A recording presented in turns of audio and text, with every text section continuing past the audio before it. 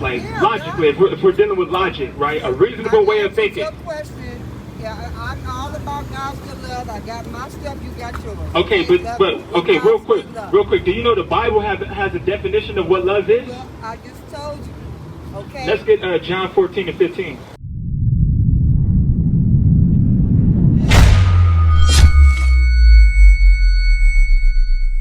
Right? We're the children of Israel, not those so-called white people, those Caucasians that you see walking down on Beverly Hills. That's right. And on Melrose and all that. They're not the real Jews.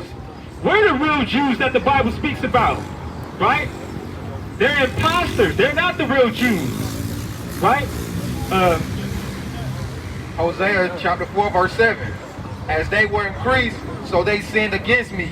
Therefore will I change their glory into shame. Most High gonna change your glory into shame. Right? That's the problem. Don't reject the law, statutes, and commandments of the Most High. Now we finna get, let's get Exodus chapter 6. We're gonna break down that, the name that the sister brought out. She's talking about Jehovah. Right? Yes, Jehovah is in the scriptures, but let's get true understanding. Let's get proper understanding of that name. Let's get Exodus chapter 6, verse 3. Read that. Exodus chapter 6 verse 3. And I appeared unto Abraham, unto Isaac, and unto Jacob. Stop right there. The Most High, he's only dealing with the Israelites. Okay, Abraham, Isaac, and Jacob, those are the Hebrew, those are the children of Israel. Right? We come from the same lineage of Abraham, Isaac, and Jacob. They're not going to tell you that. They don't want the world to know that the so-called African Americans, the Hispanics, right, the Native American Indians come from the same lineage of Abraham, Isaac, and Jacob. That's right. We're the real Jews that the Bible speaks about, right? Read that. By the name of God Almighty, but by my name, Jehovah, was I not known to them. So by his name, Jehovah. Now, Jehovah, right? If Jehovah, that name is the transliteration of the name Yahweh. Yahweh is the true spelling is YHWH. Right? That's the tetragrammaton. Right? YHWH. That pronounces Yahweh. Right? So the transliteration of that name, right? Jehovah will be Yahweh, meaning self-existent. Right? That name, that's like, you know, you can even check out history. They got archaeology and all of that. Right? If you look up the Lost Lunar Stone, they got the name Yahweh written on there. And I'm pretty sure the Moabite stone too. So there's archaeological proof, right, that the name Yahweh is the true name. And the Lost Lunar Stone, the Lost Lunar Stone, right, that's coming from, that's dealing with the Hispanics. So that's just to show you the Native American Indians and the Hispanics, right, they're the children of Israel. Right?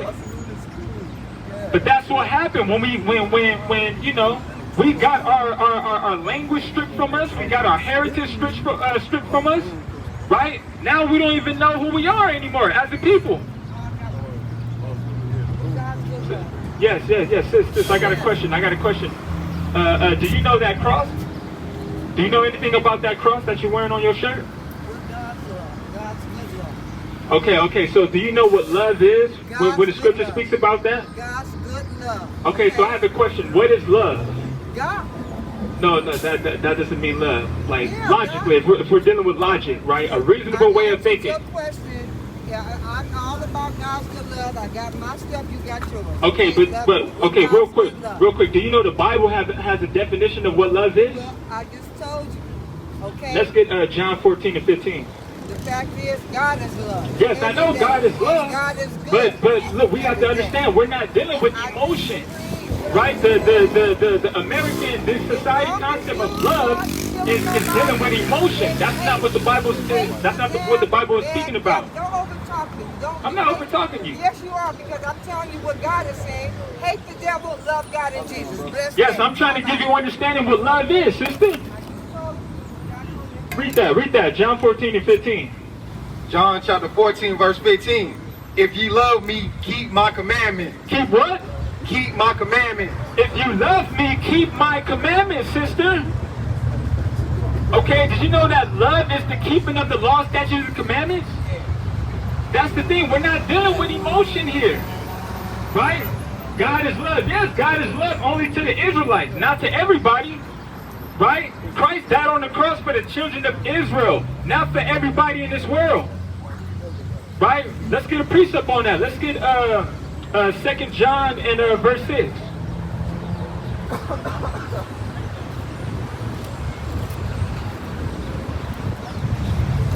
Love is keeping the commandments, right? You see that? That's just proved my point. They're not going to teach you this in the Christian church, in the Catholic church and all that. They're not going to teach you that stuff. That's why it's recommended to come to an Israelite congregation to receive true understanding of the Bible. Read that. The book of 2 John, verse 6. And this is love. And this is what? And this is love. This is love. Now we finna get the understanding of what love is. Real quick. Brother, I had a question. Is the earth flat or is it a globe? And this is love, that we walk after his commandments. This is the commandment, that as ye have heard from the beginning, ye shall walk in it. Why is that? We had a question over here. Keep going. Yeah, keep going. For many deceivers are entered into the world, who confess not that Jesus Christ is come in the flesh. This is a deceiver and an antichrist. This is a deceiver and an antichrist, right? Because that's what a lot of the churches, the Christian church pastors, the Catholic, the pastors, those are the antichrists. Anti meaning against, right? So that's another thing. I got you, brother. I'm gonna get to you. That's another thing right there, because we've been programmed. We thinking that the antichrist is going to come back, right? The false messiah and all that in the end, and that's how we know that would be like the end times. But anybody could be an antichrist.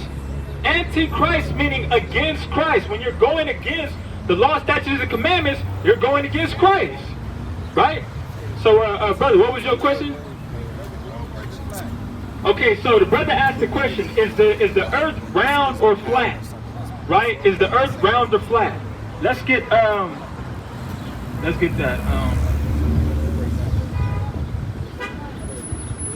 Circle. Let's get Isaiah chapter 40 verse 22.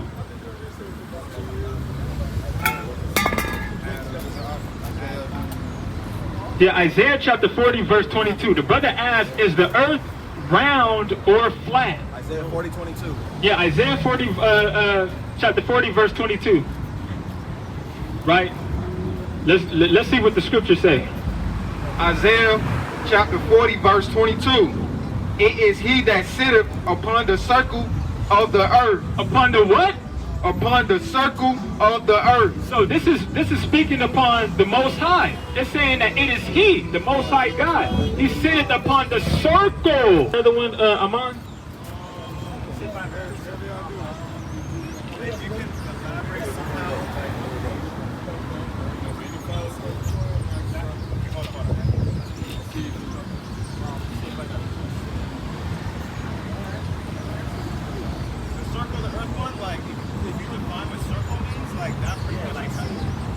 Yeah, so pretty much if you read the Isaiah chapter 40 verse 22 and you look at the if you get the concordance, right, of the word circle meaning sphere, that's like round meaning circle. So that's one of the scriptures you can prove that the earth is round. Also we can get y'all know any other scriptures? You said you answered it for him. Okay, con, yeah.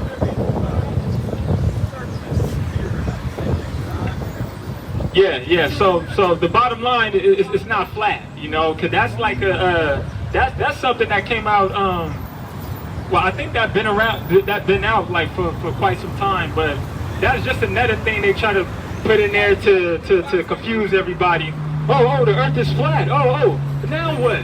At the end of the day, look, if the earth's flat or circle, at the end of the day, we still got to keep God's law, statutes, commandments. That's not going to change anything. Bring it out, huh? We still got to keep the law, statutes, and commandments. If the earth is round, if the earth is box, square, triangle, we still got to keep the commandments at the end of the day.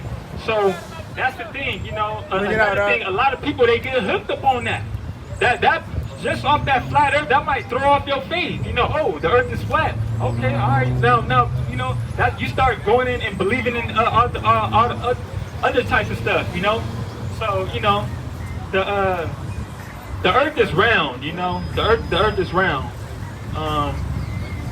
So we can go back to let's see. Yeah. Con. Let's get the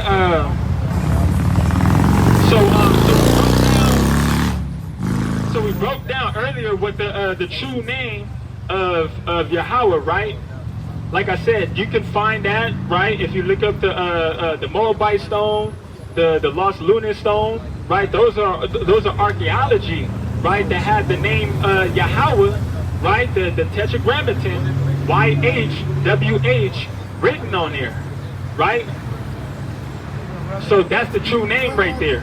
And we also have Christ. Let's get that real quick. Matthew chapter 1, verse 21.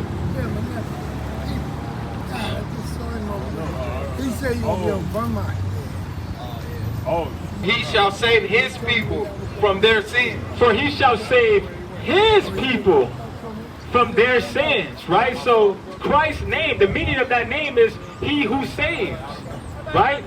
He's the anointed one. That's the true meaning of that name.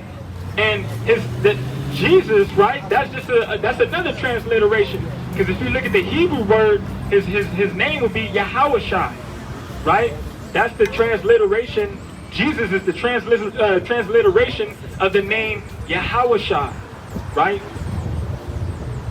So we got to understand, this is an English text right here. Because the original Bible, right, like the scrolls and all that, that was written in Hebrew. So the Most High, he appointed King James, right?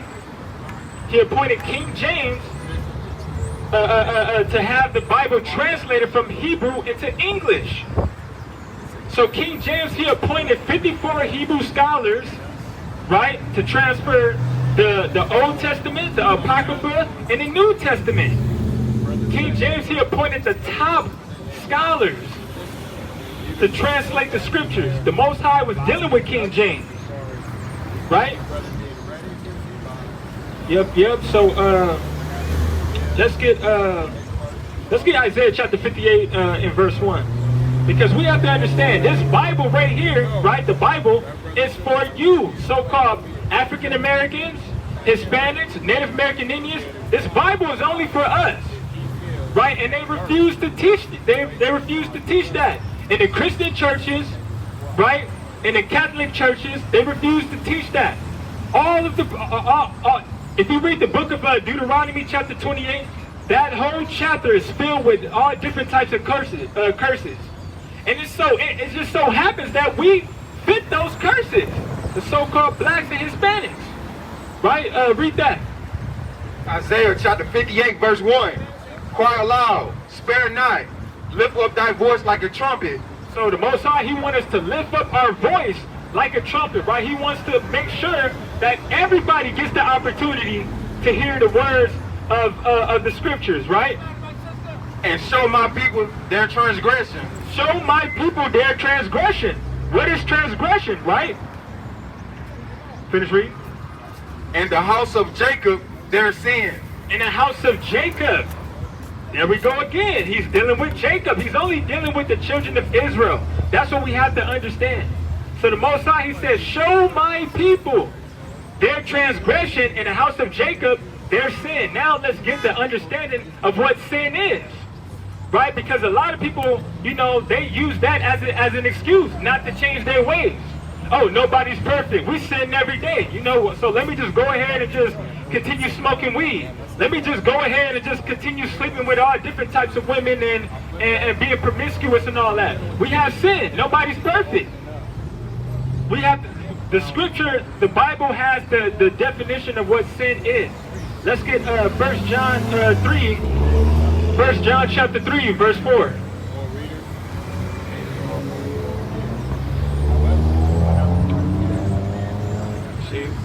Yeah, read that. 1 John chapter 3, verse 4. Whosoever committeth sin, transgresseth also the law. Right, so sin is the transgression of the law, right? For sin is the transgression of the law. Verse 5. And ye know that he was manifest to take away our sins, and in him is no sin. Yeah, so if you read verse 4, it says, for sin is the transgression of the law, breaking God's laws, statutes, and commandments. That's what break for sin. Right, so when you read throughout the scriptures, right, the Old Testament, the New Testament, because the Old Testament is not done away with. That's another thing that they teach in churches, right? Especially the Jehovah Witness, right? The Jehovah Witness, they use the scripture, right, where it says that the law is abolished. So we don't have to keep the law, statutes, and commandments anymore. Yes, we do have to keep the law, statutes, and commandments. How can we prove that? Let's get Luke chapter 16. We have to keep all the law, statutes, and commandments that's written in this book, except for the sacrificial law. Why is that? Because Christ, he became the sacrificial lamb. So therefore, we don't need to partake in that law, the animal sacrifice. Number one, we don't know who the Levitical priesthood at this point. Right? And we don't have flocks and sheep and bulls and goats to be offering up like that. So that law, that has been done away with. Right? Let's get Luke chapter 6, starting verse 28. 16 verse 28. Luke chapter 16, verse 28. For I have 5 brethren, that he may testify unto them, lest they also come into this place of torment. Now, if you read in this chapter, Luke chapter 16, this is going in details of the rich man, right, who had everything in this world, right, and Lazarus. He was a poor man, a beggar, right? So Lazarus, he's being tormented right now, right, and he's telling Abraham to send a prophet up to the earth right now, to warn his brothers, because he got other rich brothers too, right? And we're going to see what Abraham said, right? Verse 29. Abraham said unto him, they have Moses and the prophets. Let them hear them. They have who? Moses and the prophets. They have Moses and the prophets, right? Because the Torah, right, which is the first 5 books of Moses right there. And those, they have, if you read the first 5 books, you would notice they have law, statutes, and commandments that we need to follow. Right? The Torah, the first 5 books. You have Genesis, you have Exodus, you have Leviticus, you have Numbers, and you got Deuteronomy. Those are the first 5 books of Moses right there. Right? And there are laws in those books that we have to keep. Let's get one real quick. Let's get Numbers chapter 15, verse 38.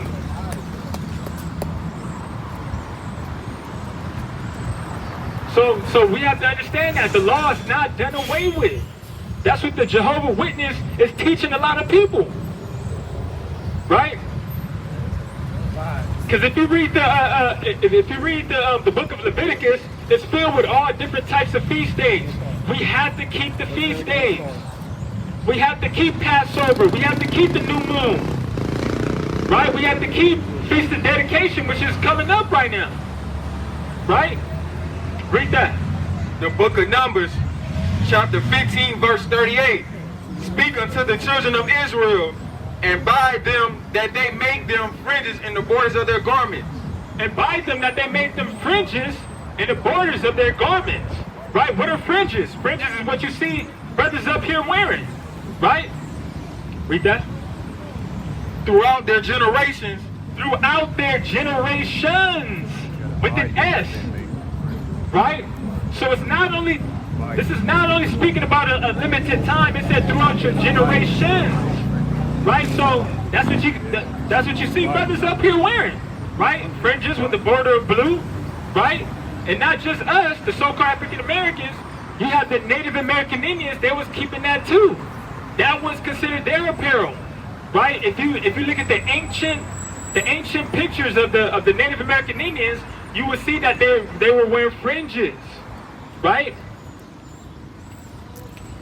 That is a law. That is a commandment that we have to keep.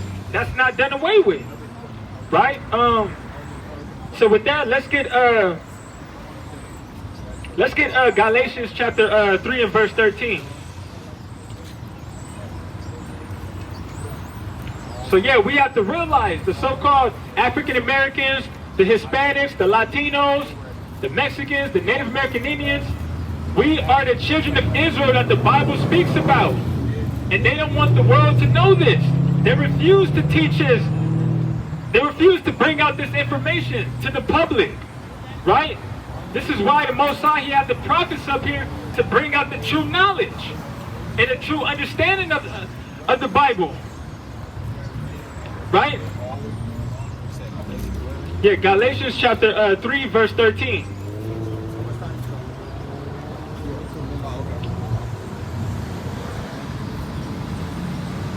Yeah, read that.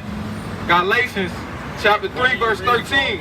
Christ has redeemed us from the curse of the law, being made a curse for us. For it is written, cursed is everyone that hangeth on tree. Cursed is everyone that hangeth on a tree.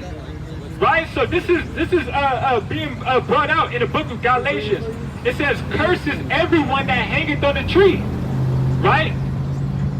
Doesn't that sound familiar? Because if you check out the true history of the so-called African Americans, you will see that we was hung on trees, right? By the Europeans, by the Caucasians.